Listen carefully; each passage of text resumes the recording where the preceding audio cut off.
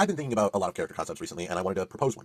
So this is Whirlwind. He is a mutant who intentionally avoids everything X-Men, and to be honest, who can blame him? So what I was thinking was to introduce him as a Vanguard who is intentionally sort of anti-dive Vanguard. And I'm a dive main, also a tank main, so like I got opinions on stuff. First, class Vanguard. Of course, we've already covered that. His health pool would be a base of about 600, and he would have two passives. The first one being Momentum, which we'll get to later, but it builds up a wind charge by damaging enemies. His second passive is Slowfall, because he literally uses a tornado to propel himself 99% of the time. It would be ridiculous if he didn't have Slowfall of some kind, right? First, his primary is Wind Tunnel. Push air at your enemies, damaging them slightly, but also pushing them back significantly.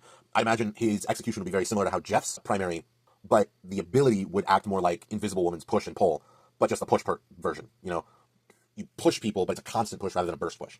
His alternate is Wind Wall. You create a wall of wind that captures enemy projectiles and damage, and when released, sends those projectiles back in the direction Whirlwind is looking. So you can use it to capture a bunch of damage and push it back at your enemies, which can be, a mag ball, it can be a ton of different things. His first ability that isn't just a primary or alternate, he holds the jump button to rise into the air at a speed of 8 meters per second. And for reference, 8 meters per second is 2 meters per second higher than most poke heroes walk, because the base movement speed in this game is 6 meters per second for poke heroes and 7 meters per second for melee. His second ability is Turbulence. This is very similar to Doctor Strange's Maelstrom, except it focuses more on CC rather than damage. Its maximum damage would maybe be something like 50. This consumes all of your wind charge, but pushes enemies all around you back significantly.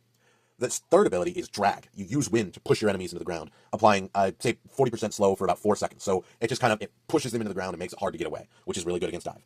His fourth ability is Thrust. You quickly drain your wind charge to increase your personal movement speed by plus 1 meter per second for every 20 wind charge drained, for a maximum of plus 5, which is a maximum speed of 13 meters per second. His ultimate is something that I just call Whirlwind, but let's be real, it's Spinjitzu.